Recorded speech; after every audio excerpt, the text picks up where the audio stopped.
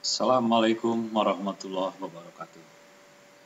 Sahabat sekalian, kita diciptakan Allah Subhanahu wa taala agar hidup bahagia. Buktinya bahwa kita hidup itu diberikan fasilitas yang begitu banyak oleh Allah Subhanahu wa taala. Ada tanah, air, udara, lautan, gunung, seluruh kebutuhan hidup kita sudah disiapkan oleh Allah Subhanahu wa taala. Oleh karena itu, kenapa kita tidak bahagia? Padahal disiapkan untuk makan, sudah ada makanan yang terhampar luas di bumi. Kita tinggal berjalan, berikhtiar, lalu mengambil, lalu kita makan. Subhanallah, alhamdulillah. Bagi orang-orang yang bersyukur, maka dia berterima kasih. Betapa baiknya Allah. Mau bernafas, ada udara, kita punya hidung, punya mulut mau bicara, punya mata mau melihat. Dan luar biasa kita bisa mendengar dengan pas dengan telinga ini. Punya akal, punya hati, punya nafsu, punya tangan kaki. Pendek kata, betapa bahagianya kita hidup dilengkapi dengan seluruh fasilitas kehidupan ini agar kita bahagia. Tapi mengapa ada saudara-saudara kita atau mungkin kita sendiri tidak bahagia? Karena boleh jadi bahwa tujuan hidup dari segala amal aktivitas manusia itu tidak bertujuan untuk bahagia. Mungkin dia tujuan hidupnya, saya bekerja supaya stres. Kan gak mungkin. Saya sholat harusnya supaya bahagia. Saya bicara supaya bahagia. Saya bekerja supaya bahagia. Saya rumah tangga supaya bahagia. Titik tujuan akhirnya pastinya harusnya bahagia. Kalau tidak bahagia, tentu saja ada yang salah dalam tujuan hidup ini. Sahabat sekalian, apa sih yang menyebabkan kita tidak bahagia?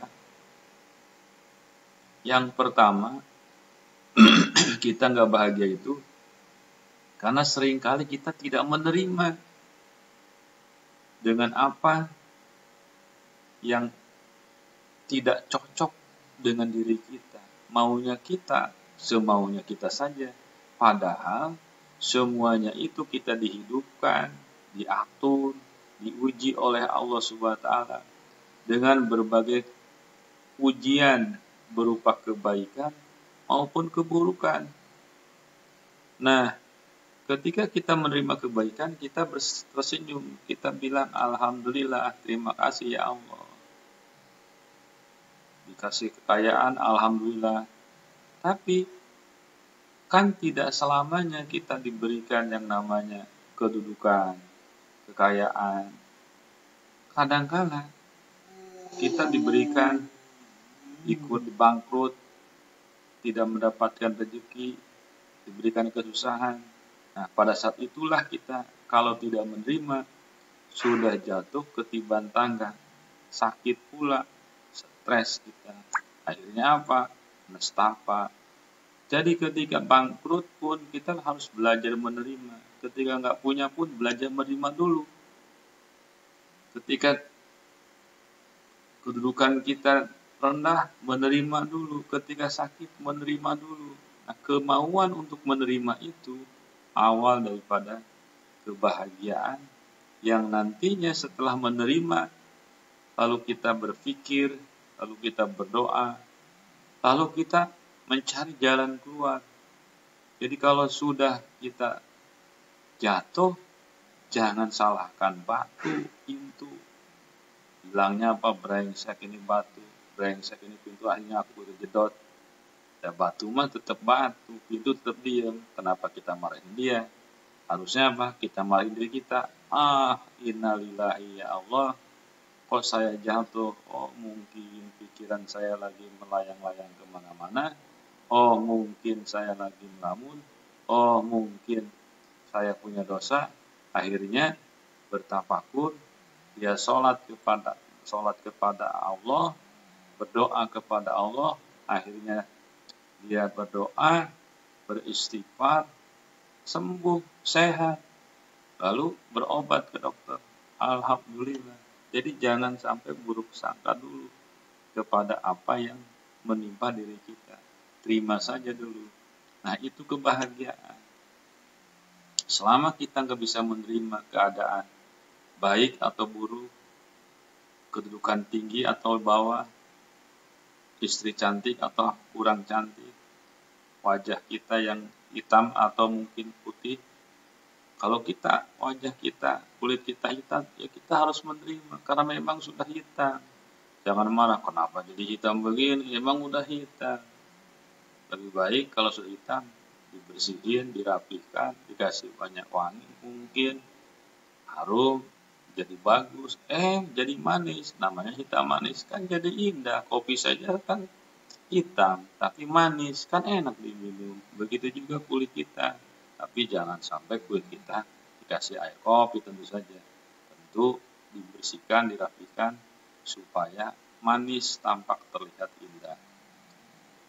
Teman-teman sekalian, banyak hal yang seringkali kita akan terima keadaan, misalnya orang tua kita, anak kita, guru-guru kita, atau mungkin istri kita. Kita bilang, wah kamu ini bawel, terima saja bawel, kita bawel, kita diam. Pasti bahagia. Masa bawel dua-duanya? Kalau bawel dua-duanya kan jadi repot, jadi ribut.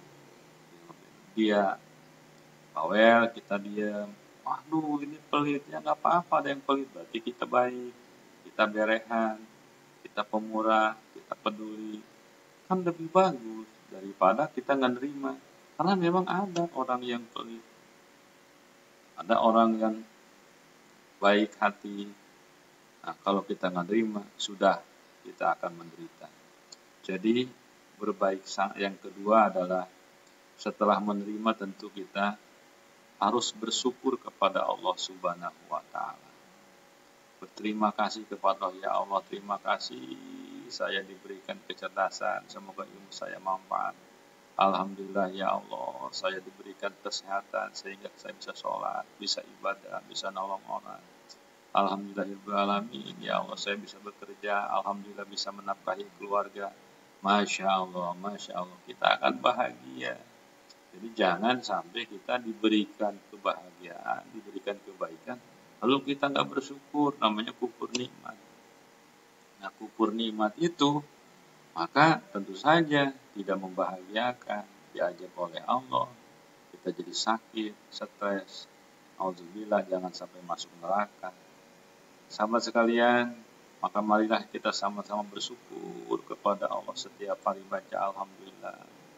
Terima kasih Alhamdulillah. Yang kedua, yang membuat tidak bahagia adalah ketika kita menolak, kita benci kepada seseorang.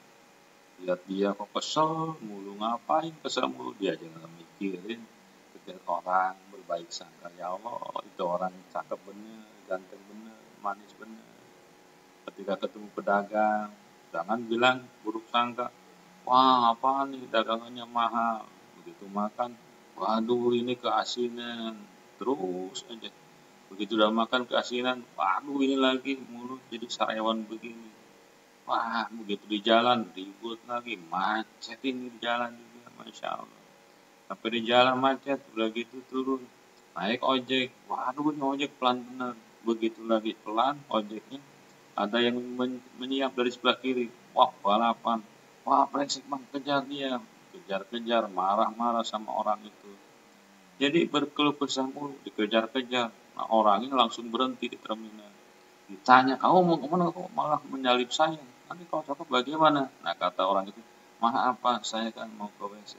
Tuh kan, kalau buruk sangka jadi gak enak. Jadi gak bahagia, selalu buruk sangka. Makan gak enak, tidur gak nyenyak, sholat gak khusyuk, bicara gak lancar, baca Al-Quran gak tartil. Jadi pokoknya tidak bahagia, tidak enak. Kenapa tidak bahagia?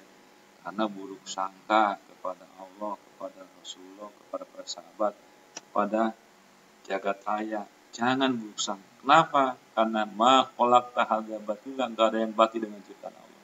Semuanya fasilitas buat kita semua agar kita bahagia. Bersyukurlah kepada Allah, tidak perlu berburuk sangka. Sahabat sekalian, mudah-mudahan kita selalu berbahagia. Bahagia di mana? Di sini dan di akhirat kelak, insyaallah, dengan doa Rabbana atina fid dunya hasanah wa fil akhirati hasanah walhamdulillah. Wassalamualaikum warahmatullahi wabarakatuh.